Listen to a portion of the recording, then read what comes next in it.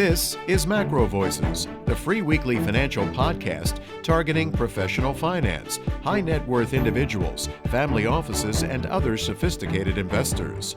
MacroVoices is all about the brightest minds in the world of finance and macroeconomics telling it like it is, bullish or bearish, no holds barred. Now, here are your hosts, Eric Townsend and Patrick Ceresna. MacroVoices episode 513 was pre-produced the first week of December to air on New Year's weekend. I'm Eric Townsend. Once again, it's time for our annual holiday special episode, which won't contain any current market perspectives because it was pre-produced several weeks ago to give our production team time with their families over the holidays. This year's topic: what gives with all the high-profile people such as fund manager Peter Thiel, hedge fund legend Julian Robertson, Google co-founder Larry Page, Hollywood celebrity James Cameron. Why are all these super high-profile people either moving to New Zealand or obtaining resident visas there? The conspiracy theorists are already asking whether they have some sort of secret inside information that the end of the world is near, so they're moving to New Zealand to survive the coming nuclear winter. Well, researching this topic has been absolutely fascinating for me. At first, I convinced myself that these people really do know something we don't, but that something has nothing to do with the end of the world. What I thought they must have all discovered was the 4-year tax holiday on all foreign-sourced income that New Zealand automatically grants to all new residents, and the fact that New Zealand has no broad-based capital gains tax even after that 4-year tax holiday ends. At first, I was sure that must be the explanation for why all these wealthy people were migrating to such a distant country. But as you'll hear from my first guest in this episode, that's not it at all. In fact, further research proved to me that almost nobody immigrating to New Zealand even knows about the 4-year tax holiday until after they've secured their resident visas. Well, I'm here to tell you that I think the tax benefits are quite extraordinary, particularly for global high net worth investors who are not Japanese or American citizens and therefore are not taxed on their global income by their home country, even if they don't live there. But on further investigation, I learned that almost nobody even knows about these tax benefits New Zealand offers to global investors. So we're going to break that story in this episode, and also learn why people who've already made the move to New Zealand did so. I have 3 featured guests lined up for you in this year's holiday special. First, Mark Williams is an immigration attorney who was one of the principal architects of New Zealand's Active Investor Plus Golden Visa program, and his law practice specializes in helping high net worth investors obtain permanent resident visas, giving them and their families a lifetime call option on the right to move to New Zealand anytime they want, without becoming tax resident until they actually do. Mark and I will discuss New Zealand's Golden Visa program and the motives of the people who have participated in it so far. Next, Graham Lawrence is a tax advisor based in Christchurch, New Zealand. Graham and I will discuss the tax-related aspects of both obtaining New Zealand Golden Visas without taking up tax residency, and also the particulars of taxation in New Zealand for those who do choose to physically move to the country. I think you'll be surprised to learn that the tax burden is much lower than other English-speaking first-world countries, and even gives Singapore's coveted GIP Golden Visa program a run for its money in terms of tax appeal to global investors. It also requires a much lower financial commitment than Singapore's program. Finally, Brendan Goodwin is a veteran attorney who practiced commercial real estate law for DLA Piper all over the world before returning to his home country of New Zealand to develop a brand new business specifically catering to the needs of high net worth investor immigrants to New Zealand. All 3 of those interviews are coming up in this special holiday episode of MacroVoices, starting with immigration attorney Mark Williams.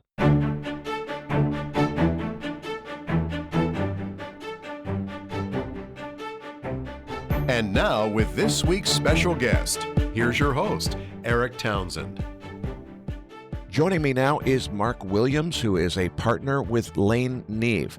Mark is not only an immigration consultant who processes investor visas, but he's actually one of the architects of New Zealand's Active Investor Plus visa program. So, Mark, it's great to have you on the podcast. I want to start at the high level. We've heard a lot of news stories and so forth about famous people, Hollywood movie stars, flocking to New Zealand to get residency there.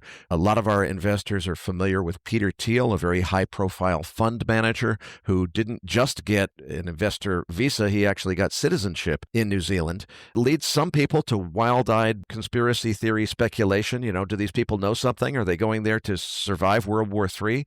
I don't think that's what it's really about. So why don't we start with, why are all of these people flocking to New Zealand for investor visas? What is the appeal and what's driving this sudden rush of interest? Typically, there seems to be two trains of thought around looking at New Zealand as an option. First train of thought is that a lot of family offices that we deal with identify that it's probably good to have assets or funds outside of one single jurisdiction. So it's seen as a way to diversify investment holdings into an alternative jurisdiction where there's maybe potential jurisdictional risk. Basically, I guess the old adage is not having all your eggs in one basket, as they say. And the second common piece of advice that our clients seem to be receiving from family offices is that it's wise to have a visa option banked in the event it becomes necessary or desirable in the future to be able to utilize a visa like New Zealand at relatively short notice without having to go through what can sometimes be a bit of a lengthy process. Let's talk about how this process works, what it takes to qualify for it. There's two different ways to qualify, different investment levels depending on what you're investing in. Suppose that I want to get myself a New Zealand visa, and I think it's important to point out this is not just something that lasts for a year. If you go through this program after a couple of years, you get a New Zealand permanent resident visa that's good for life, if I'm not mistaken. What does it take to do that? How do you qualify? What's involved? Yeah, there's two subcategories under the Active Investor Plus policy. The first is what's called the balanced category, and that's for investors who wish to take a fairly soft entry into New Zealand's economy. It requires an investment of 10 million New Zealand dollars in the country for a period of 5 years. That investment can be placed into fairly passive investments such as New Zealand government bonds, and the main applicant in a family filing is required to spend 105 days physically in New Zealand during that 5-year investment term. So that's the first general category, balanced. The second category is the growth category. That has by far been the most popular. Around 80% of filings have been moved into that category. That requires investments that are of a higher risk in nature, things like venture capital, private equity, private credit, and direct investments into New Zealand companies. That's a 3-year investment commitment, and the main applicant is only required to spend 21 days in New Zealand during that 3-year term.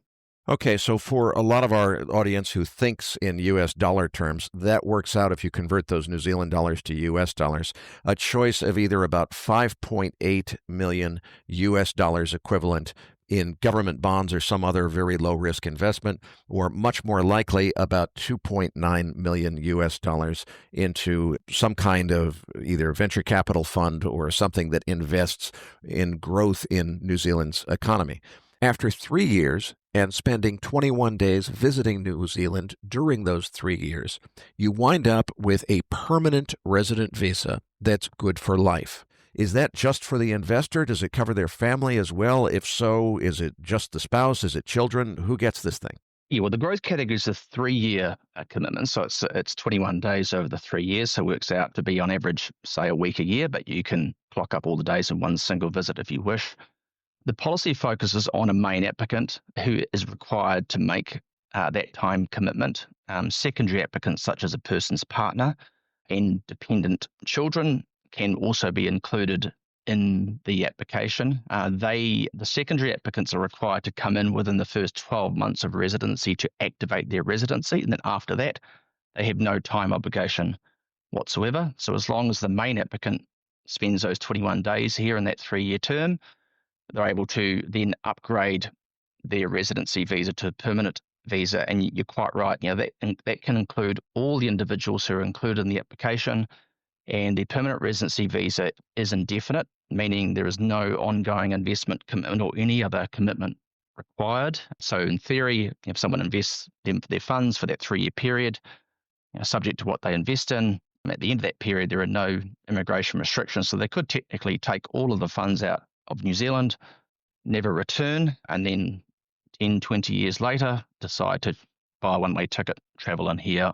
as permanent residency visa holders. So a lot of the people we're dealing with like securing the option, because not only does it create a setting or a visa for the entire life of the individual investor, but also children included in the application will have this permanent residency visa for their entire lives. So a lot of our clients are looking at sort of long-term succession and like the fact that they can secure a permanent visa for their children, even at a very early age, that will be valid for their entire lives. So let's talk a little bit more about the 21-day visit and so forth. Basically, if I want to get myself, my spouse, all my dependent children the right to move to New Zealand anytime they want to. So it's kind of a call option if the world really were to take a turn downhill, if there was a risk of a global war or something. New Zealand is one of the safest places on earth because of its physical location.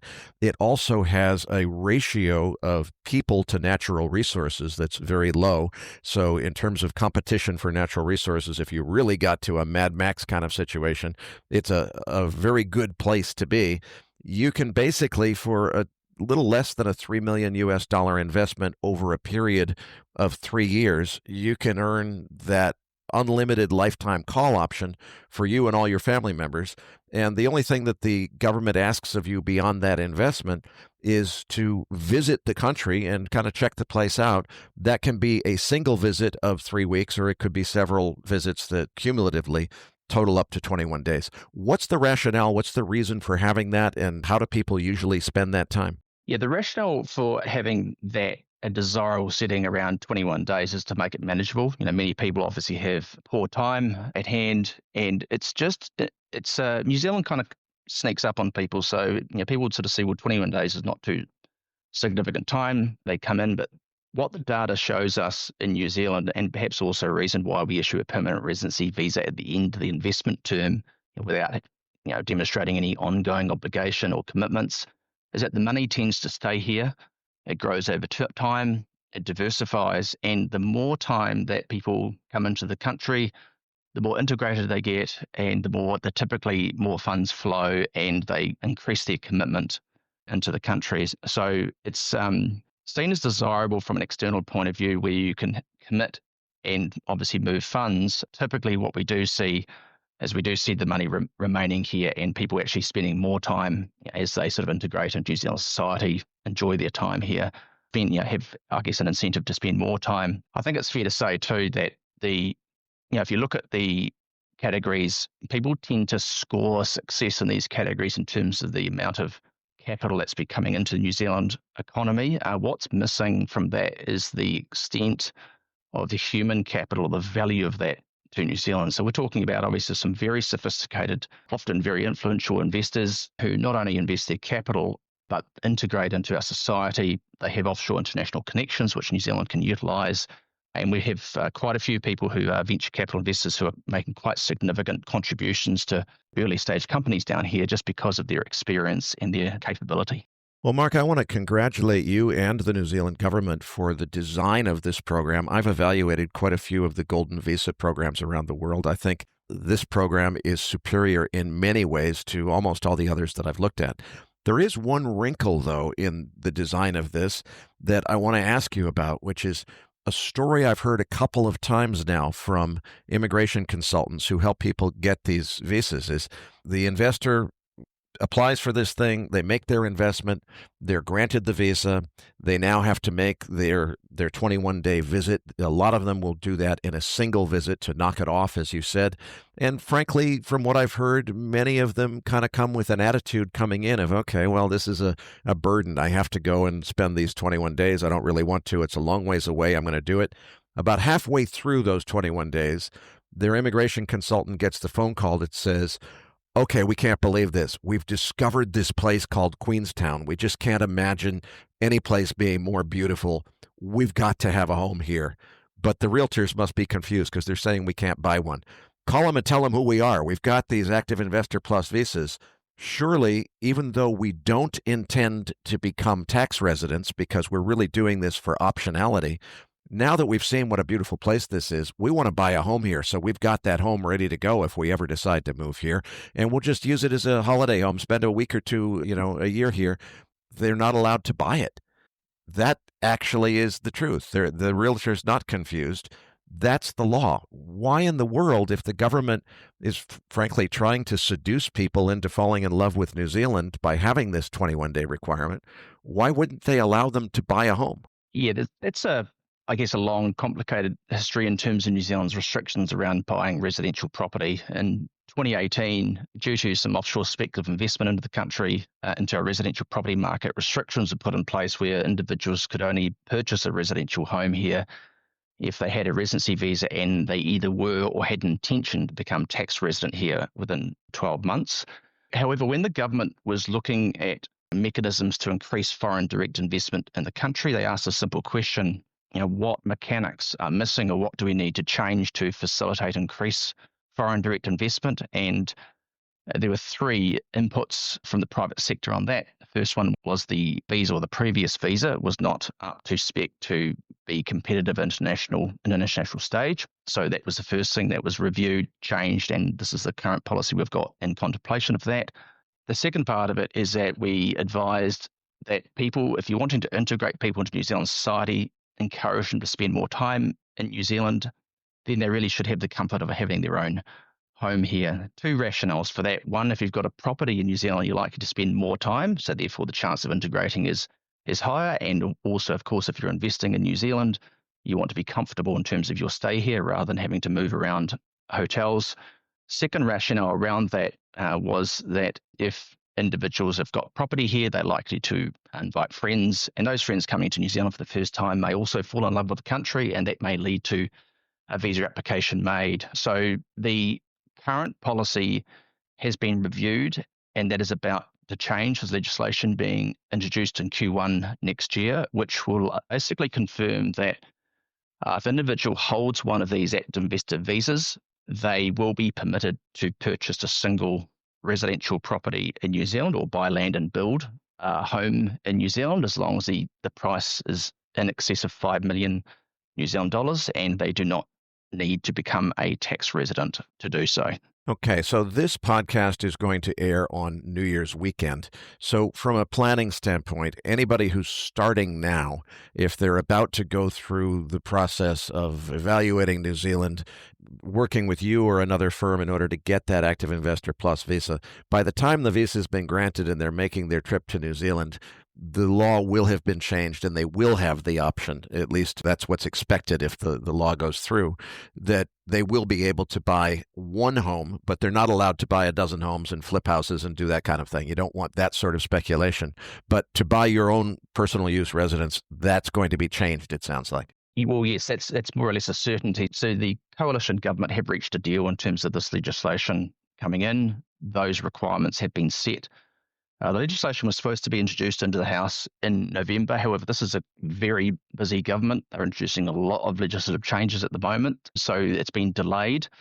It's likely to come into force in Q1. So yes, if you've got someone who's, say, starting on January, by the time they've sort of moved through the process, completed the investment, then we're expecting this policy to be in place where they can then access New Zealand's property market. Conservatively, what we are thinking is that the policy should be in place by 1 April. However, that just depends on the legislative priorities. It's been bumped back a little bit because of the priorities. However, discussions with ministers recently indicate that this certainly is something that's going to be introduced in Q1, and it's designed to actually accelerate and further incentivize further applications under the policy. When the government made the announcement, they're making the changes and stipulated what they were, within a week of that notice, we onboarded quite a few new applications from people who saw, the ability to purchase a home was a trigger for them to actually commit and invest under these settings. So, the theory around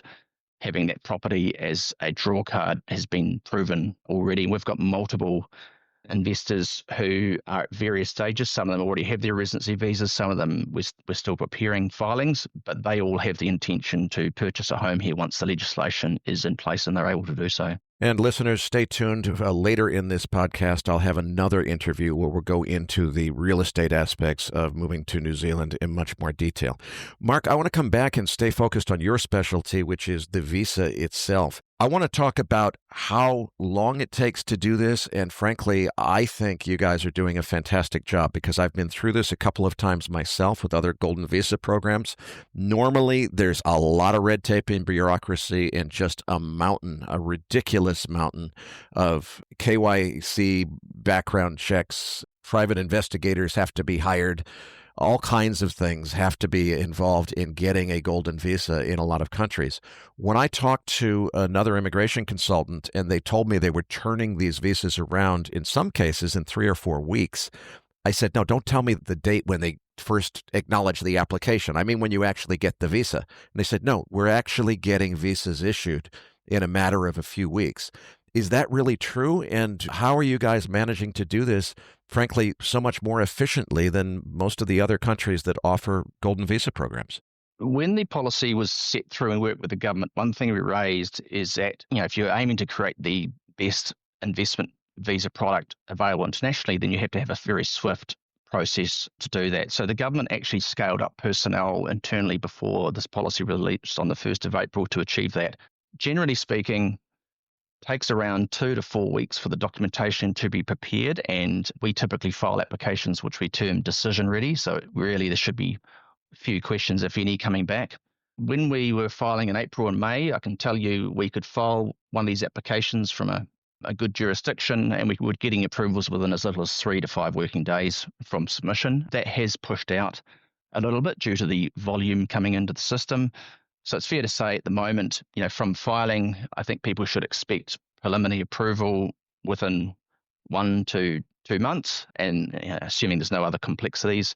And then from there, individuals have 6 months to actually transfer their funds to invest to then secure that visa. So a lot of resources at the government side have been put in place to actually create what is hopefully a very efficient, fast process. And if you're thinking about that, it's logical, because if you're wanting foreign direct investment to come into the country, then the quicker you process those applications, the quicker that money lands and goes to work. So the processing times at the moment have pushed out a little bit because of the demand now that's come into the system. However, it's still fairly fast in our view, based on alternative jurisdictions. Well, I predict that backlog is going to get even bigger because I think it is the best program that exists anywhere worldwide. And it also happens to be a country that's absolutely a beautiful, amazing place.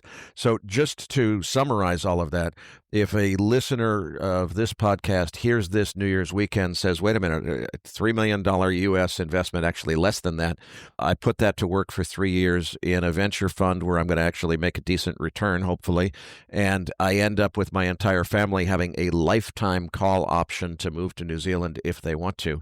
If they call you after listening to this podcast, they want to go with that program. It sounds like by April 1st, when the law is expected to change around purchasing real estate, they've probably got the visa in hand by that point. Is that a realistic time frame?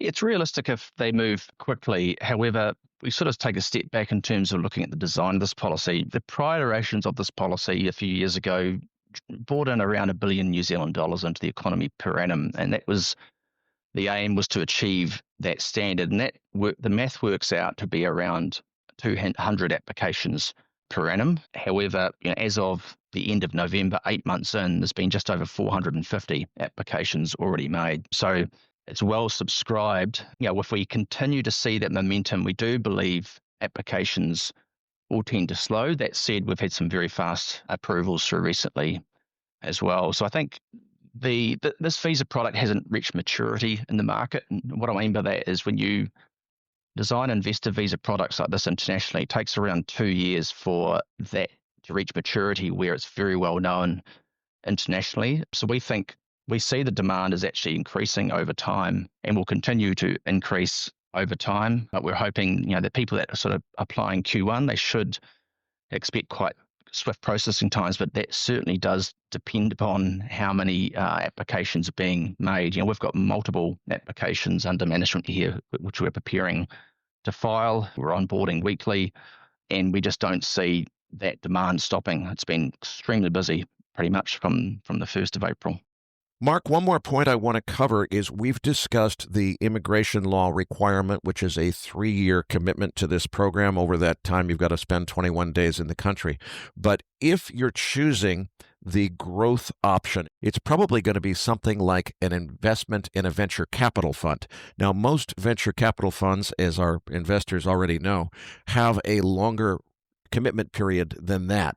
Is that true in these investments, and what do people need to know in terms of, I suppose, if they went for the larger investment in government bonds, they would be done after 3 years. I'm guessing that although they may have met the government requirement to get the visa after 3 years, they probably still have a longer lockup than that if they chose a venture capital fund. Is that right? Yes, that's right. So taking the growth category as an example, it's a 3-year immigration-related commitment. However, it depends. The actual investment commitment depends on the instrument entered into. So if people are looking at venture capital, obviously those legal investment commitments will exceed that 3-year term. There are, however, alternative instruments within the growth category which do offer liquidity, around year 3 or 4. Private credit, for example, is one of them. But it is a common misconception where people confuse the fact that it's just a 3-year commitment. That's it. But it does depend on what you're committing to. But like I've said, the growth category is designed to channel funds into various investment options. We have people who are focusing just on venture. We have people who have a spread venture private equity, and then we've got private credit and some other development funds where infrastructure developments are being put into the country, which have liquidity options. Most people look for liquidity at the end of the investment term if they're not familiar with the country. That said, like I've said previously, very few people end up withdrawing once they've got confidence in the system. They've spent some time here. So the investment class under the growth category is always under active review. It may well be, by the time listers sort of prepare and file applications, there may be other more diverse investment assets available under the system. It's an ongoing piece of work around that. But definitely it is, a common misconception that people have is that it's 3 years in and out. It certainly does depend on the investment instrument that you're entering. Well, Mark, I can't thank you enough for a terrific interview. But before I let you go, obviously, some of our listeners may be interested in this program. Your firm, Lane Neve, is not only an advisor who helps people get these visas, but you're one of the designers of the program. So needless to say, you're highly expert on this. If someone is interested in pursuing this, how do they contact you? Yeah, certainly. Probably email is the best contact for us. But I'm an immigration partner, so I'm actually, an attorney in New Zealand. So we're a little bit different than licensed immigration advisors, and we're a full service law firm. So, in addition to the immigration aspects, we also handle property transactions, commercial corporate investments, the whole suite of services typically required to manage one of these applications. Like I said, email is probably the best. My email address is mark.williams@laneneve.co.nz. Happy to hear from anybody who wants to discuss this further, and we tend to set up Teams or Zoom calls or get them across the details to allow them to make fully informed decisions before they move forward with the process. And we'll put that email contact in the Research Roundup email, so listeners, you'll be able to find it there. Or if you don't have a Research Roundup email, again, it's mark.williams@laneneve. That's LANENEAVE.co.nz. Listeners, I was surprised in talking to Mark off the air to learn that really the main reason that people are flocking to this visa, there's quite a few of them, it's primarily about the interest in New Zealand. It's a beautiful place. It's potentially, if the world took a turn in the wrong direction, it would be a great place to move to with your family. They don't seem to be pursuing this visa for the sake of the 4-year tax holiday that's offered by New Zealand to new immigrant investors. I think the reason for that is nobody knows about it. We're going to break that story next in my interview with Graham Lawrence, who is a tax advisor in New Zealand. We'll find out about that 4-year tax holiday, which I don't think most people pursuing this visa are even aware of. That's coming up next. Joining me now is Graham Lawrence, Managing Tax Partner for New Zealand at Acclime, which is a global tax advisory firm. Graham, it's great to have you on. Our listeners have heard about the Active Investor Plus visa from Mark. A lot of people, as Mark described, are really not intending to move to New Zealand full time. They're going to New Zealand, or they're making a visit to New Zealand for the purpose of obtaining what eventually becomes a permanent resident visa that would allow them to come to New Zealand anytime they want to. What, if any, tax implication is there just to getting the visa? Is there a tax obligation if they don't move to New Zealand and they've got the visa? Yeah, thank you, Eric, for inviting me onto the show. I guess to answer that question, if people are looking to apply for a visa and not move to New Zealand, the tax implication is essentially nothing. New Zealand just taxes their investments that they make in New Zealand, and they don't seek to tax their worldwide income. Okay, so if they made an investment in order to qualify for the Active Investor Plus, they took $5 million, put it in a New Zealand fund, the income that they make from that investment will be taxable in New Zealand, but any of their other global income is not taxable in New Zealand. Is that an accurate summary? Yeah, that's correct, Eric. And the tax rates are relatively low, and in some instances, the tax can actually be a 0% tax rate. Okay, now I want to move on for people that would consider moving to New Zealand to something, as far as I can tell, very few people know about, which is New Zealand offers a 4-year tax holiday to what are called transitional residents. What's a transitional resident? Who qualifies for this? And what are the details of this 4-year tax holiday? Yeah, that's a good question, Eric. So a transitional tax resident person is essentially someone who has not come to New Zealand and become a New Zealand tax resident for the previous 10 years. And what the rule seeks to do is exempt your worldwide assets and liabilities for a period of 4 years, really just to enable you to come to New Zealand, settle in, and give you 4 years to reorganize your affairs so that you don't get essentially a tax surprise. Okay, so that's the intention, but I'm going to go out on a limb here and say I think that there's a profound value for some global investors. Now, I don't think this helps Americans or Japanese or Eritreans very much. I'm not sure there's a whole lot of wealthy Eritreans to worry about, but those are the 3 countries that are going to tax those investors' global assets or global income based on their citizenship, regardless of where they live.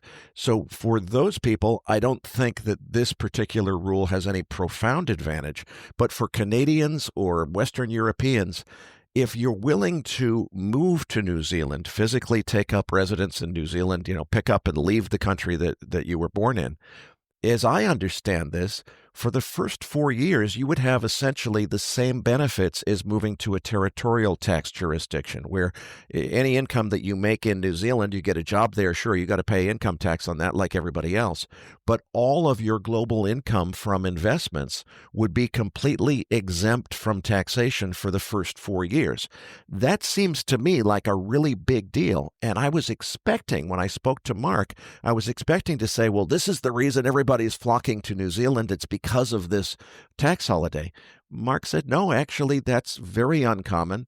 A lot of people don't even know about it. Most people are pursuing the Active Investor Plus visa because they want to have optionality to come to New Zealand later, or because they want their kids to have that lifetime visa grant, which, would hopefully benefit them, give them more flexibility of what they might do in life.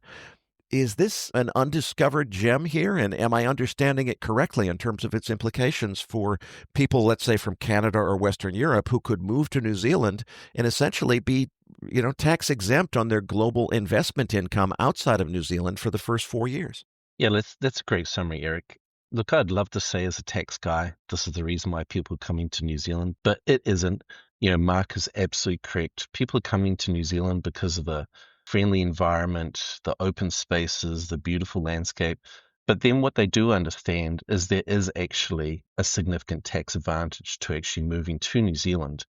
And the 4 years is a hidden gem.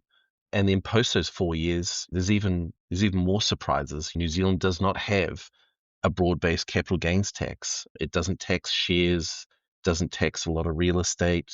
Obviously, there's some exclusions around that, but we have a very good tax system here in New Zealand. Now, this is something I was really fascinated to learn about because my first thought, being a skeptic and something of a cynic at heart, was okay, if they're teasing you with this 4-year tax holiday, there must be a real gotcha afterwards. In the 5th year, they're gonna nail you with a really heavy tax. Actually, the opposite is true. Is I understand that it's called FIF. It's not really a capital gains tax. It's not really a wealth tax. It's kind of a hybrid between the two.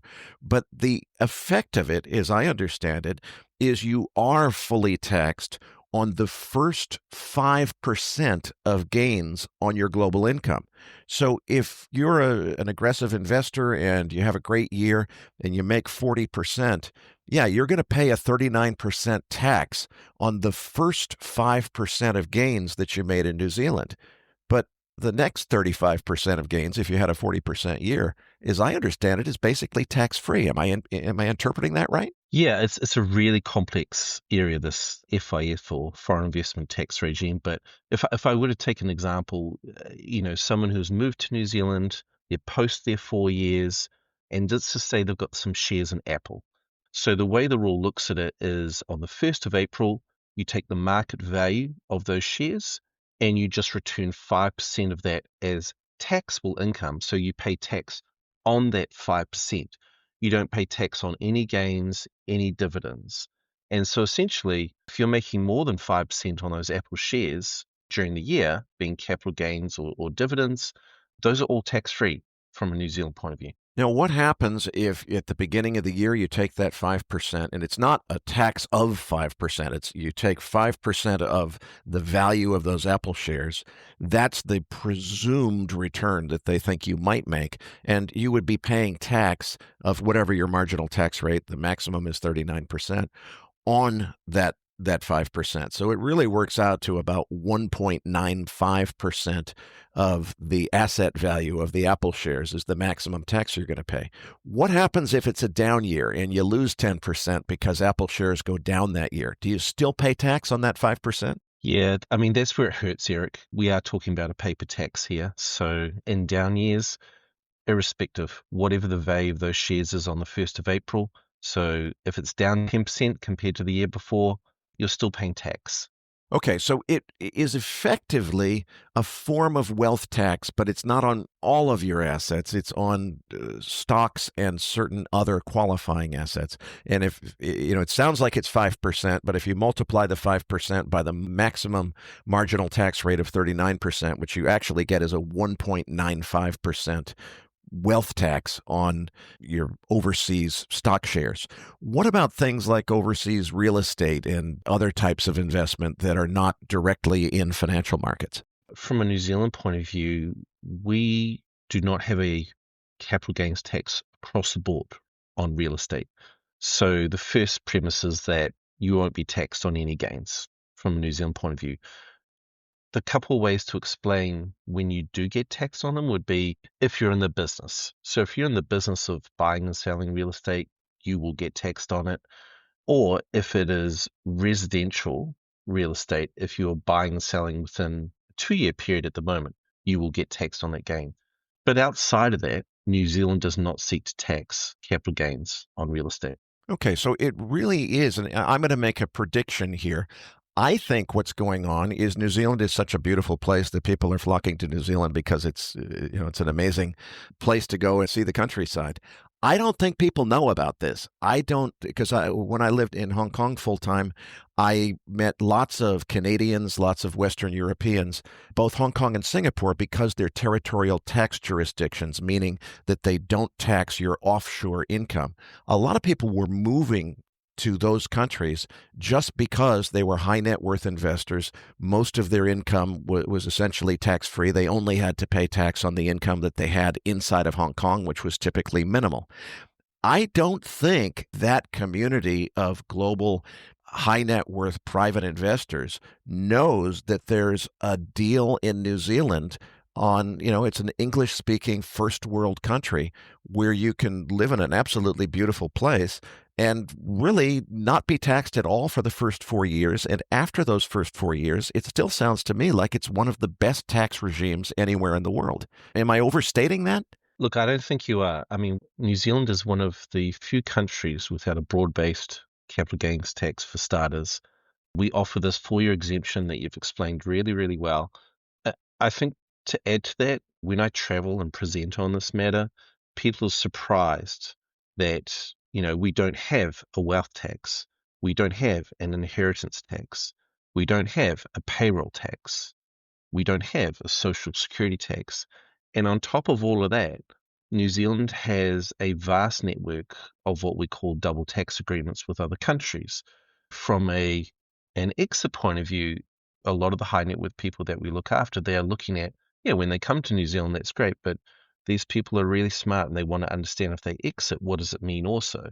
So these double tax agreements allow us to plan really easily in terms of if they do potentially exit, how do we exit and how do we minimize any implications on that side? And that would be particularly relevant, as I said before, the real benefit of the 4-year tax holiday is mostly for people who are not American or Japanese. But for people who are American or Japanese, you don't want to have to pay tax in 2 countries. So you've got the agreements with both of those countries that you're not going to get double taxed if you're paying U.S. taxes and New Zealand taxes. There's going to be a deduction on one side or the other, so you don't get taxed twice. That's right, Eric. And we look after a lot of American and Japanese clients. And what I would say is you're bang on. Those agreements allow those investors to be taxed at relatively low rates and rates that allow a full tax credit back in their home country. So there is no double taxation so long as you look at what you're investing in properly and apply the appropriate rates. Now, I heard a rumor that the government has looked at this and has realized that the 4-year tax holiday is such a good deal that there are some people that have come for 4 years and left just before the end of the 4th year. There's a rumor that the government may be revisiting the rules, trying to figure out how they could encourage those people to stay permanently, maybe making the deal even better than it is now. Any truth to that, or do you know any more about that? There is some truth to that, and we've been working with the government on those rules. Those rules are currently contained in a tax bill, and that will be passed at this stage in probably March 26. There's still a bit of discussion going on. We've gone one step forward and a couple steps back, if that makes sense. So we've made a positive step forward on the rules, but there's still some work to be done around those rules. But really what they're looking to do is, instead of the 5% tax that we talked about earlier in this interview, they're looking to bring in a realized taxation. And the question is, does that realized taxation provide a better result, for the individual as compared to the 5% taxation under the foreign investment fund rules?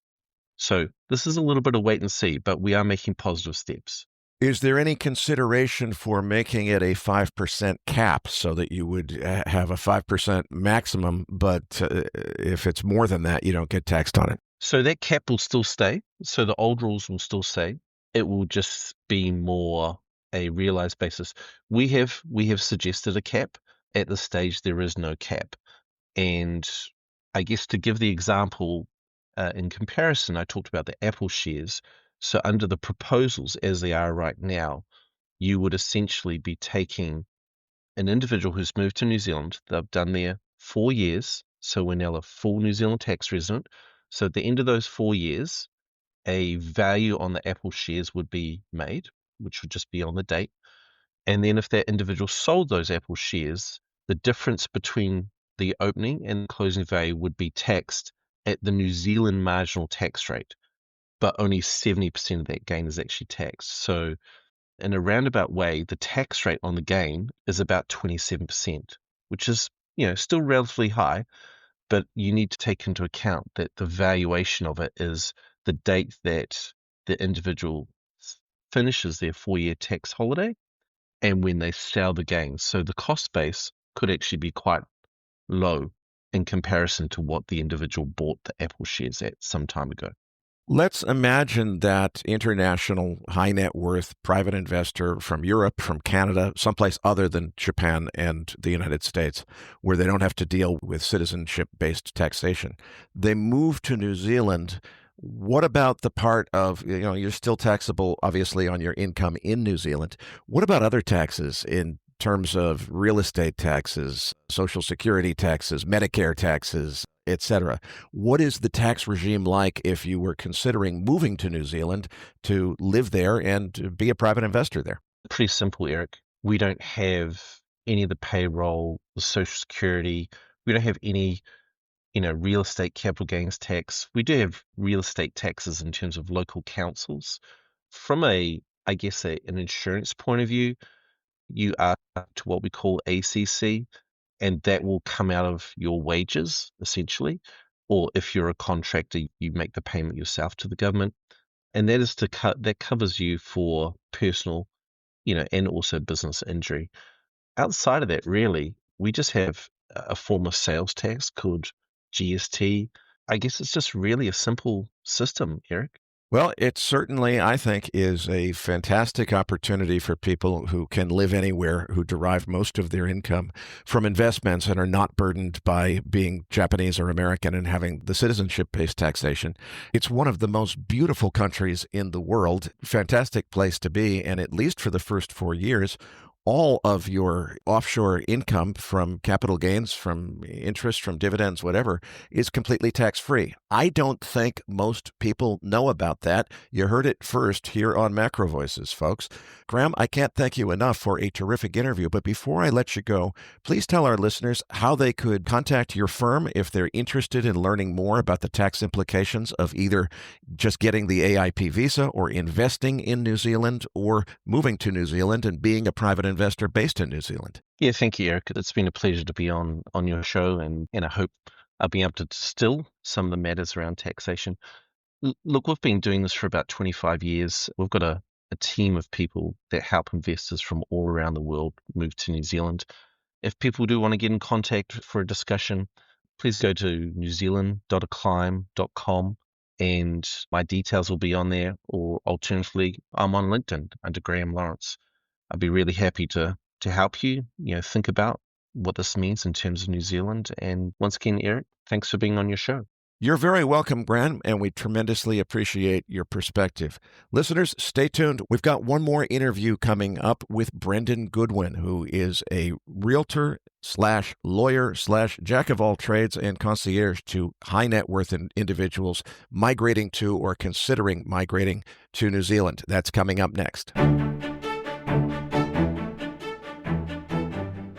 Before moving on to the final interview with Brendan Goodwin, I want to add a point of clarification that Graham and I discussed off the air after the last interview was recorded.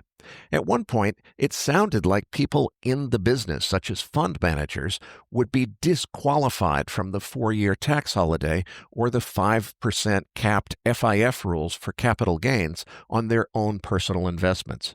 Graham asked me to clarify that the in the business rule pertains only to income derived from fees for managing other people's money. In the case of a fund manager who has his own money invested in the fund that he manages, Graham clarified that there's usually a path to treat the manager's investment returns on his own capital as tax-free during the 4-year holiday and then tax-advantaged under FIF rules after that tax holiday ends. The in the business rule subjects only fees received for managing other people's money to being taxed at regular income rates with a maximum marginal tax bracket of 39%. But it does not apply to the manager's own assets. With that clarification in place, let's move on now to my final interview with veteran commercial real estate attorney Brendan Goodwin.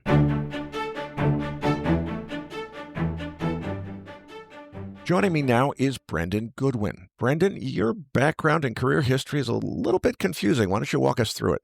Eric, thanks for having me on the show. I actually started my career as a lawyer, which is a little bit unusual. I practiced property law with DLA Piper, so I spent a lot of time on the legal and structuring side of commercial real estate transactions before I ever actually sold a house. About a decade ago, I moved into the family business at Auckland, which is Goodwin's, a multi-generational real estate firm. But over time, I've specialized more and more in high-end property and in looking after international clients who are trying to make New Zealand home, either part-time or full-time. So that's ultimately led to what I focus on now, which is dedicated offering for high net worth clients under my new brand called Unique, which is spelled a little differently, UNIQ. Well, I certainly can attest personally that you approach real estate quite a bit differently than most realtors I've encountered. And in the interest of full disclosure, I do want to let our listeners know that I do have a business relationship with Brendan. When I was looking to set up a second home in Auckland, I ended up meeting Brendan. He told me basically what I was looking for didn't exist in the market, but he thought it would in about 6 months. He went out of his way to basically call in a favor with a developer he knew. He showed me a penthouse that was, I think it's probably the most elaborate penthouse in Auckland, if not the entire country. A little bit overkill for what I was looking for, but he set up a short-term lease on that property for me, even though it wasn't listed for rent, it was only for sale, as a holdover until I could find the property I was actually interested in. Turned out I never got to stay in that amazing penthouse because he was able to accelerate the availability of the property that was a fit. So I definitely, my hat's off to you, Brendan, for making that all come together. I never got to stay in the cool penthouse, but other than that, it worked out fine. Yeah, and it's still available for sale just quietly. But yeah, anyway, it was a good experience. So I want to get into what really is going on in terms of this people flocking to New Zealand. To my surprise, I thought it was going to be about this tax holiday thing and people being interested for that reason. Mark Williams told us in the first interview, no, that's really not it. Almost nobody that he encounters is coming for that reason. Most people are coming because, it's beautiful countryside, English-speaking, first world country, and so forth. And they're setting up backup plan, having a place for them and their families to have a lifetime call option on residency, which is fairly easy to obtain with this new Active Investor Plus visa. You have the benefit, though, of talking to people not when they're considering this, but after they've already done it and they've come to New Zealand and you find out what their reactions are. Tell us a little bit about who's doing this, and also with respect to what they're doing. Give us the rundown for people who don't know the country well. North Island, South Island, what's it all about for people who are considering real estate? What are their options? Oh, geez, Eric, that's a good question. How long do we have? I guess I've been lucky enough to travel a little bit globally, and New Zealand really is a stunning, even by global standards. So essentially, we're 3 small islands located in the Pacific Ocean. We are never far away from the water, and obviously a lot of stunning coastline. So recreational boating, scuba diving and fishing are all world class. But we have snow-capped mountains with amazing hiking trails or lakes, rivers for freshwater fishing. So there really is something for everyone who loves the outdoors. And the convenient part for me, when you think about big, larger countries like the US, where you've got a huge continent, you can pretty much drive the length of New Zealand in under about 30 hours. You can drive from Auckland 3 hours depending on the season and be either skiing or snowboarding or deep game fishing up north. So I think that's a pretty unique feature. But ultimately, I think New Zealand does have a few layers, because I think probably a lot of people globally just think of the natural beauty, but actually, we do have true city living in Auckland. That's our commercial hub. To a lesser extent, Wellington and Christchurch. But in Auckland, you have a very international walkable lifestyle. You've got city and harbour apartments. You've got character inner city homes. So I think that's something that could appeal to a lot of your listeners. And then you've got the lifestyle destinations. People might have heard of places like Queenstown, Wanaka, parts of the Bay of Islands, Waiheke Island. That's where you see the classic postcard scenery, lakefront, vineyards, big land holdings, coastal estates. You raise an interesting question. So in terms of, is it restricted, to purchase those types of properties for overseas people? New Zealand has a concept called sensitive land, which simply means some types of property, like larger rural blocks, coastal land, or islands like Waiheke, which is a 45-minute ferry from downtown Auckland, need extra consent if you're an overseas person. But that doesn't mean they're off limits. You can still buy them. There just is an overseas investment office consent process, which you'll hear people referred to as OIO consent. But most high-end urban homes in places like central Auckland aren't classified as sensitive at all. So many buyers proceed without any additional approvals. But if someone is looking at coastal estate, a vineyard, a lifestyle block, for example, or anything on Waiheke, the OIO consent is required, and we help clients navigate that from day one. So the takeaway really in that sense is simply awareness, not alarm. The rules aren't a barrier. They're just part of the buying premium, often iconic New Zealand property. Well, Brendan, as someone who's very well traveled, I can certainly attest that New Zealand is the only place I've ever been that really kind of outdoes Hawaii in terms of natural beauty. It really is a strikingly beautiful place. For people who are interested in that kind of real estate, there's lots and lots of it. Personally, I happen to be more of a city dweller myself, so I can't speak from personal experience to living in that part of New Zealand or wanting to. And despite the fact that Mark said that's probably what most people are looking for, I'd like to talk a little bit more about this idea of mine, which is I don't think the offshore world knows about this tax deal yet. The combination of the 4-year blanket tax holiday where there's no tax whatever on your offshore income. And then after that, it's capped at 5% of your gains under these FIF rules. Now, it doesn't help Americans or Japanese very much, but for everybody else, all the people I met in Hong Kong, the guys that were high-end private investors or running hedge funds and so forth, they moved to Hong Kong and Singapore because of the territorial tax doctrine, not having to pay tax on offshore sourced income. There's a huge community there, and I think, frankly, that's the reason it costs $50 million US to buy a decent apartment in Singapore, is because so much wealth has moved in because of Singapore's Golden Visa program. I think, frankly, that New Zealand's program is pretty darn close to as good as Singapore's, and it's an English-speaking first-world country that's more beautiful than Hawaii. It's an amazing deal, and from the sense I get from Mark, either I'm the only person who thinks that, or a lot of other people haven't figured it out yet.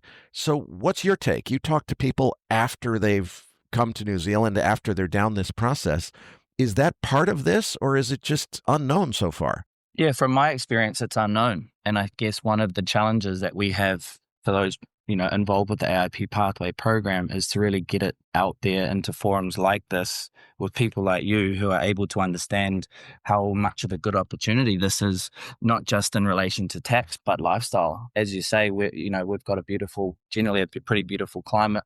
And it's a really big opportunity, which when I think it gets out there will potentially cause some issues with the amount of stock that is in the market to meet the demand. So I think it's a really interesting time at the very beginning of the program. Well, the other thing that occurs to me is Australia a couple of years ago canned their significant investor visa program, which was Australia's Golden Visa. In terms of English-speaking first world countries, where else can you go besides New Zealand to get a Golden Visa that allows a path to permanent residency the way that you can get in New Zealand? I'm not sure if there is any. Yeah, I mean, Australia closing what they called their SIV has definitely made New Zealand more interesting in the English-speaking world. I mean, particularly for people who like the idea of this part of the world and want a safe rule of law jurisdiction. I mean, from what I hear from clients, which I guess is where you're asking me on the coalface, very few people will say, hey, I'm moving to New Zealand solely for tax. Normally it starts with lifestyle, sort of safety, education for children is a big one, political stability, quality of life. And then the tax and the investment framework reinforces the move once they learn more about what is globally a pretty good financial framework, as you've identified yourself. And I think for the European and Asian investors, once their tax advisors explain those transitional rules and how New Zealand treats offshore investment income, it becomes a much more compelling package. And I guess, you touched upon the Americans and the Japanese, as you and Mark have discussed, that picture is different, but they're still very active because the value of the lifestyle and that diversification, that has value. So I'd say Mark is right that sort of people don't lead with the tax conversation, but it absolutely features in the decision-making for a lot of families once they dig deeper. Well, I'm going to posit a hypothesis that New Zealand has a serious marketing problem because I don't think that the community of high net worth global investors who have based themselves in Singapore and Hong Kong, and much less so Hong Kong now because of the PRC complications, I don't think they know about this, because if they did, I don't know why you would be paying $50 million US for a small apartment in Singapore when there's a better deal here. And I suppose the counter argument to that is Hong Kong and Singapore are both major financial centers. So there's a lot of people who came from banking in those financial centers and are staying in the town that they know. But frankly, I met a lot of people in Hong Kong, Europeans, Canadians, people who were able to relocate and escape from their home country's tax regime to a much more favorable tax regime with territorial tax jurisdiction. And I think maybe because New Zealand is not technically a territorial tax jurisdiction, it doesn't get considered. I didn't know about it. I was curious as to why Peter Thiel and other people were relocating to New Zealand. I had absolutely no idea that I would ever consider it myself until I got curious about this for the sake of this. We needed something to fill the year-end special on MacroVoices this year. We did nuclear energy last year. I was looking for something to do. When I found out about the difference in quality of life and cost of living, the penthouse that you showed me at 51 Albert Street in Auckland is, I guess, ridiculously expensive by New Zealand standards, but it's dirt cheap by Hong Kong or Singapore standards. The thing that I think you've got a problem with, though, if I imagine that community coming to Auckland, is I think a lot of those people, like myself, are city dwellers. They're people who are used to living in a big city with walking distance to lots of really good restaurants and so forth. I'm actually very impressed with the restaurants in Auckland based on the size of the city. But in terms of housing, you showed me one very impressive penthouse. How many more of those do you have? Because if this was Hong Kong and I said, look, I want to see at least 30th floor or higher luxury condo and priced at $3 million US or higher, they would say it's going to take 6 months to look at all those properties. I think you could look at all of the properties like that in Auckland in about 6 minutes or maybe 6 hours. How much inventory is there? I mean, could you support a community of, let's say, metropolitan high net worth investors? Because frankly, I think that once this story breaks, maybe this podcast will be the catalyst. I think that if people discover the tax deal, you're going to see an influx of the same people that moved to Hong Kong for that reason. Yeah, and I agree with you. I think that once the offshore world really understands the combination of the AIP pathway, the transitional tax rules, and general quality of life proposition, New Zealand should be on a lot more shortlist than it is. For city dwellers, like yourself, people are used to Hong Kong and Singapore and London. Auckland is interesting because it gives you, I guess, a reasonable sized city. We're not huge, but it has lovely food, good restaurants, as you've attested to. The public transport connectivity is improving in the city, and it's only 20 or 30 minutes from beaches and vineyards. It's not trying to be Hong Kong. It's a different scale, but that's exactly the point at the end of the day. So I guess on the inventory piece, I am a little bit nervous around, hopefully people do engage with us around moving to New Zealand through this pathway. And I think there's going to be a real shortage because, as you said, right now there's one full floor luxury apartment on the market, and it's sitting around 8 million USD.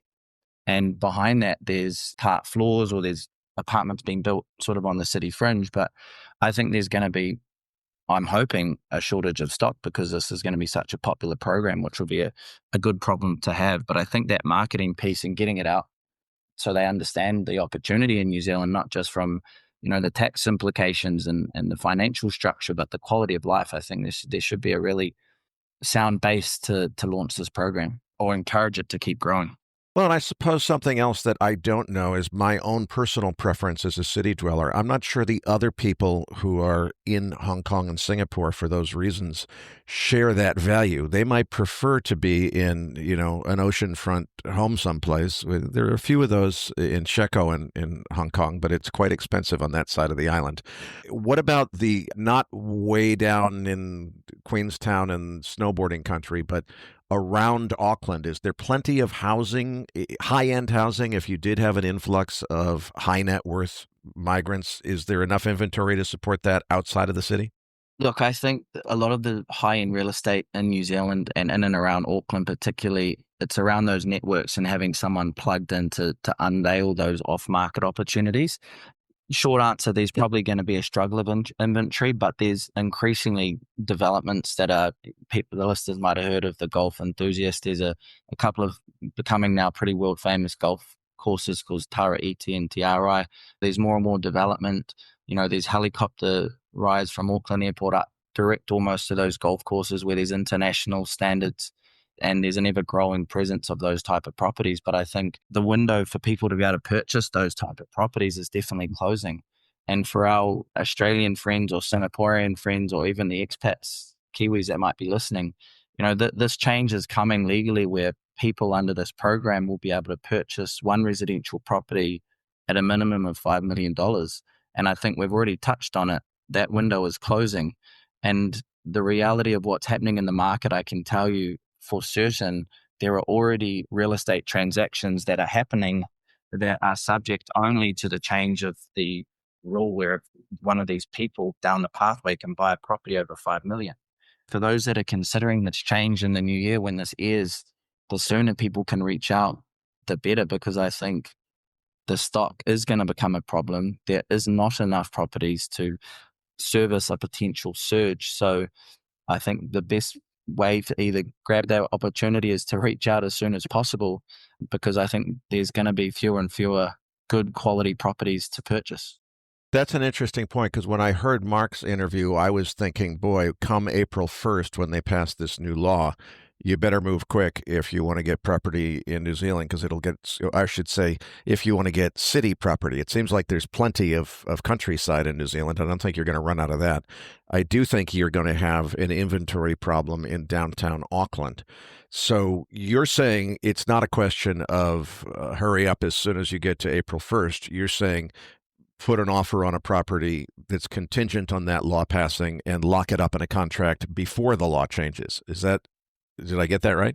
That's what I'm saying. So it's December 2025 for those listening, and those contracts are already happening subject to the law changing. So for anyone who's considering it or thinking about it, when you think about an investment of, I think, just under $3 million USD to get into the program, and then you're looking at properties which, as you say, globally, really dirt cheap when you think about the US dollar currency and those other global currencies, I think there's a real good chance that people are going to miss out if they don't act really quickly. Well, Brendan, I am still convinced that there is just an untold or unbroken story here, and I hope that this podcast will break it, which is for that global investor community, and especially if you trade U.S. markets and you're living in Hong Kong or Singapore. I've been there before, trying to get up at 3 o'clock in the morning to catch that last hour of trading in New York. That all happens late morning in Auckland. So the time zone is way better for trading U.S. markets if you're a trader. And it's a way better quality of life. The real estate is it's not dirt cheap compared to other places, but compared to Hong Kong and Singapore, it's dirt cheap. I really think that this tax deal for non-Japanese and Americans is going to bring all of the Canadians and Europeans that I met in Hong Kong, many of which have already moved to Singapore, flooding in. And frankly, I'm fascinated by the idea of, is there a market to create? I'm thinking of a residential tower that is designed to accommodate that community in Auckland. And frankly, if the influx of high net worth investors, because of the tax reason, which is nobody seems to be doing that yet, I think it's because nobody knows about it. If that influx happens, dude, I'll partner with you to build that building. And I think what you're describing is very plausible, right? The same type of people who moved to Hong Kong 20 years ago because it was a well-run territorial tax jurisdiction, and who now want this plan B that's geographically boring in the best possible way, will eventually look at New Zealand very seriously. And to touch on what you mentioned before, if the government keeps the settings sensible, particularly around FIF in the absence of a broad capital gains tax, then yes, I can see a future that is defined where a global community of investors who base themselves in and around Auckland live very well, and they run their offshore affairs from here. You raise a funny point around time zone, because I think for active investors and traders, that time zone is actually a quiet superpower. I mean, you can trade US markets from here and still be functional human being the next day.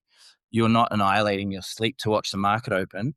And then when you wake up, you're in objectively a pretty easy place to live. So it's a nice combination. That tower concept you mentioned is exactly where I see this going. If the demand materializes, it's about something that was built to specific design requirements, a bespoke offering for people that have, full or double floor residences, lock up and leave security, concierge services designed for frequent international travel, connectivity to the rest of those amazing places that we've talked about, the golf courses and the ski resorts. And, who knows, maybe a pretty cool helicopter on the roof for those that are sort of inclined to that sort of travel. But yeah, I mean, if we get a dozen like-minded, financially qualified people aligned with that sort of vision, then I think we could definitely get a building marketed to a very defined audience. And that's the sort of projects that I think Auckland has the opportunity to harness and create. And like you say, create a hub of people of like-minded opportunities. I've lived in a building like you're describing before, where it wasn't just the penthouse, but every floor was a full floor apartment. And it really created a community of, people of similar high net worth who worked well together. And the helicopter idea is amazing because the traffic from the Auckland International Airport is not exactly ideal. That's a 5 or 10 minute helicopter ride with Helitrans. But the thing is, the Helitrans heliport is a good 15 minutes outside of the CBD. If you had the helipad on the roof, so the concierge in the building could just get a hold of Helitrans and say, pick my resident up in 15 minutes and take him to the airport, that would be a pretty amazing lifestyle. And the cost of that building compared to Singapore or Hong Kong would be nothing compared to those other markets. So I think it's a really fascinating idea. I don't know, maybe it's just me, but I don't think anybody knows about this yet, because there's a lot of people that go in Singapore, and Hong Kong used to have a golden visa program called CIES that was decommissioned years ago. And frankly, with the PRC kind of taking over Hong Kong, I don't think anybody really wants to go there anymore. But Singapore's program, which is called GIP, is still extremely busy. That's, I think, a $25 million golden visa if you invest in a fund, as opposed to $5 million in New Zealand. And then the cost of real estate here is so much less.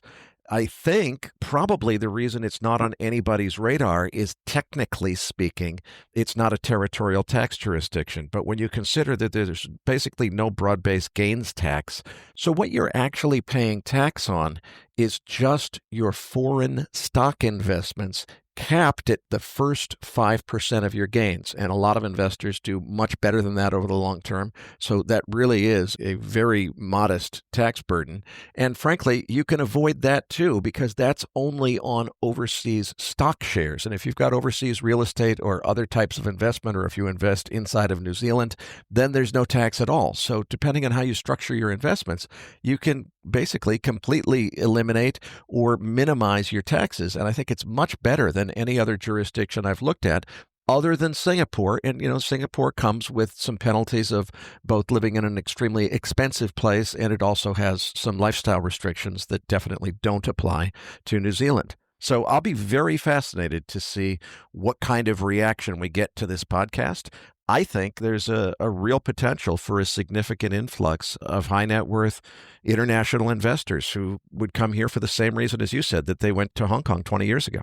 Yeah, and my role in all of this is essentially to make it easier for people who are thinking seriously about New Zealand, to sort of help them understand their options on the ground, from where to live, what to buy, who to speak to, introduce them to the right people in relation to tax advice and lawyers and how to buy boats. And, I shared with you a contact to buy a car, because I think a big part of any transition to a new country is about dealing with trusted people. And let's be honest, not a lot of people have a lot of time these days. And when you're based offshore, before you move, having someone locally to help navigate that and save you time is an essential part of making that journey more palatable or even enjoyable, which is, I think, we've sort of got to over the last few weeks. So I think that's an important part of that connectivity, that trust network, having someone plugged into those off-market opportunities. So I'm on your page. I'm excited about this. I think there's a lot of opportunity, not just for Auckland and the country, but also for people that are listening to the podcast that are thinking, hey, where do I go next? Or what are the other opportunities to have a nice quality of life for my family when, let's be honest, globally, things are a little bit shaky. So, the good thing about New Zealand is we're so far away. And that's probably the first time that people have seen that in such a positive light. And with air travel the way it is now, we're a lot closer to the rest of the world.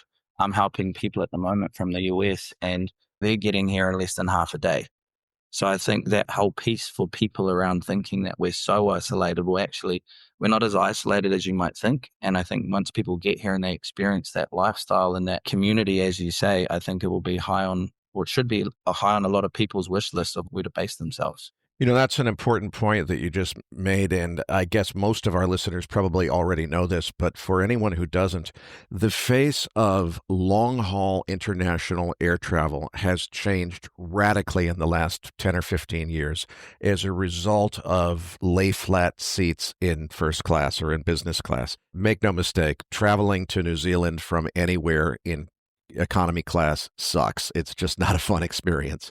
But I've gotten to the point, Brendan, where I actually much prefer a 12 or 13 hour flight over an 8-hour flight, because on an 8-hour flight, you don't really get to sleep. And I should actually correct that statement. I prefer a 13-hour flight with prescription sleeping pills over shorter flights. And the reason is, with lay flat seats, you just sleep through the whole thing. I'm awake for the first hour on my laptop checking email. I'm awake for the last hour and a half, 2 hours to make sure I'm ready to put my seat back and tray table forward so I don't get yelled at for landing. Everything that happens for those 12 hours in between, I'm zonked out on Ambien, and it is so much better than it was 15 years ago. So I really am sold on this. And like I said, I had no idea until I started researching this podcast episode that I would actually end up with a second home in New Zealand. And I'm actually recording this episode from Auckland, New Zealand, in real estate that Brendan helped put me in. So it's been a real discovery for me, and I'm going to be fascinated to see what kind of reaction we get, because maybe the people in Hong Kong and Singapore feel like they would only want to be in a place that is a major banking center. Although, frankly, if you're running the kind of fund that most of the guys that I knew in Hong Kong were running, I think it's much nicer here. You've been a really interesting test case, or I guess scenario, of people that were probably less than super positive or motivated about the move. People make different moves for different reasons. And I've had clients that have come to New Zealand from all around the world for various motivations. But I think once people get here, they really do enjoy the environment and the lifestyle and the way things sort of move relatively easily through. We're not a perfect country by any means, but I think globally, again, what we've got is something that people should look really strongly at. And all those reasons you've highlighted for those high net worth individuals. I mean, again, the 21-day scenario of people coming through the country, we can help put together a curated 21-day tour to give people a feel for all those parts of New Zealand that they might be interested in exploring before deciding, hey, look, yeah, we would like to make New Zealand a second home or a primary place, and we would like to buy a property. And one of the other things that I do, which in New Zealand is not commonplace, is I'm a buyer's agent. So I represent the interest of those people coming in to the country, and that right now I'm acting for various nationalities. Back to your point earlier in the conversation, I'm helping someone from China, I'm helping someone from Switzerland, I'm helping someone that's just coming back from Ireland, I'm helping someone that's from the US. So I think more and more having people and networks that you can plug into quickly will make that experience so much easier. So yeah, I'm really excited about the opportunity for New Zealand, and I think we should be sitting in a very different space talking about this maybe in 12 months' time and looking at what impact hopefully MacroVoices has had on this program, which I think is a really exciting, smart, and essentially well played out program. Like you say, so long as they keep it sensible and don't make huge changes to the taxation piece, then we should be good to go. That was something that I was kind of concerned about from Graham's interview, is even though the tax holiday doesn't really do much for Americans and Japanese, although it's extremely valuable to everybody else, the FIF rules around capping capital gains tax at 5% is important to me, long-term for sure. If they were to undo that and turn it into a realized capital gains tax, which sounded like maybe is under consideration, that would completely sabotage the whole thing. That would guarantee that everybody moves out after the first 4 years. What have you heard about that? Are they actually dumb enough to think about doing something like that? Because frankly, I was a little bit disappointed in the government. We reached out to them several times to offer them the first interview on this episode, and we couldn't get a reaction out of them. I think that they're not really that good at marketing. And I've heard that from various people coming in that are high net worth that, similar to yourselves, they just didn't realize the opportunity that was here. So I think that's one of the areas that the government can improve. And I know that there's a lot of people putting in a lot of time and effort, but ultimately, if people don't hear the story as clearly as what we're talking about with Graham and Mark, I think that there's going to be really a lot of trouble punching through the noise that's potentially out there with a lot of these countries trying to attract the high net worth. I mean, you touched on the American and Japanese clients, and even though that tax holiday isn't as transformative for them, as I said, there's still strong interest. You know, they're looking for political stability, English-speaking jurisdiction, a safe base for family, access to good education. So I think New Zealand is often about diversification and quality of life rather than sort of headline tax implications. But as you've said, they're actually globally very good. They may not be essentially the best, but those other jurisdictions come with lifestyle differences, or you don't get to drive 30 minutes to the beach into the pristine water you do in New Zealand. So I think they may keep their primarily financial institutions in the US or Japan, but they want a well-structured foothold that they can sort of genuinely call home and have a happy time. So I think that's our ace up the sleeve for sure down in New Zealand. If anyone wants to reach out to Brendan, particularly if you're interested in that idea of a themed building just for an investor community, which I think is a fascinating idea, it's Brendan, BRENDAN, at uniq, uniq.nz, or NZ if you're American. In closing, if anyone listening decides to pursue an Active Investor Plus visa, please tell them you heard about it on MacroVoices. As I mentioned, we were a little bit disappointed that the government didn't respond when we invited them to participate in this podcast, and particularly tell them not to screw this up by changing the 5% FIF rule, because that would completely sabotage what I think is a fantastic deal that I think has the potential to attract a huge amount of capital into New Zealand and to really maybe change the face of Auckland's business community, because I saw what happened in Hong Kong, all the people who moved in because of the tax opportunity that existed there. As far as I can tell, New Zealand's a better deal when you consider the cost of housing and the lifestyle and everything else. Anyway, we'll see what happens. It's going to be a wrap for our 2025 New Year's holiday special. We'll be back to our regular show format next week when Patrick Ceresna and I will welcome a regular format guest to the show. Happy holidays, everyone.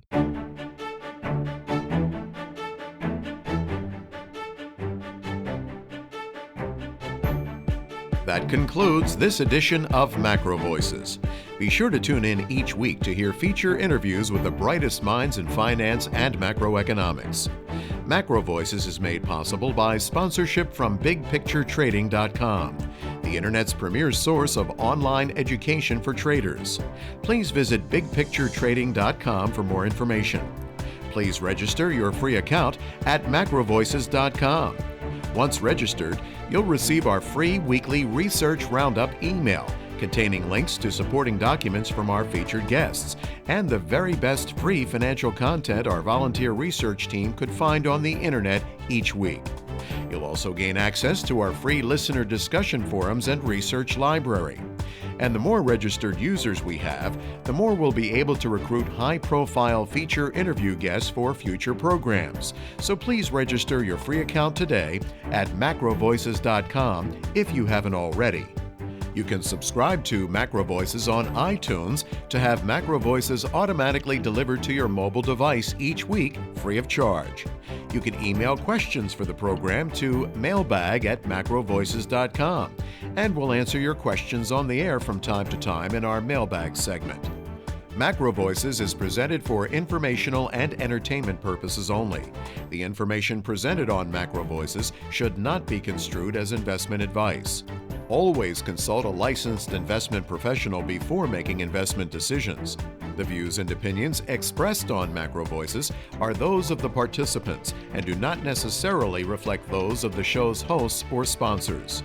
MacroVoices, its producers, sponsors, and hosts Eric Townsend and Patrick Ceresna shall not be liable for losses resulting from investment decisions based on information or viewpoints presented on MacroVoices. MacroVoices is made possible by sponsorship from BigPictureTrading.com and by funding from Fourth Turning Capital Management, LLC. For more information, visit MacroVoices.com.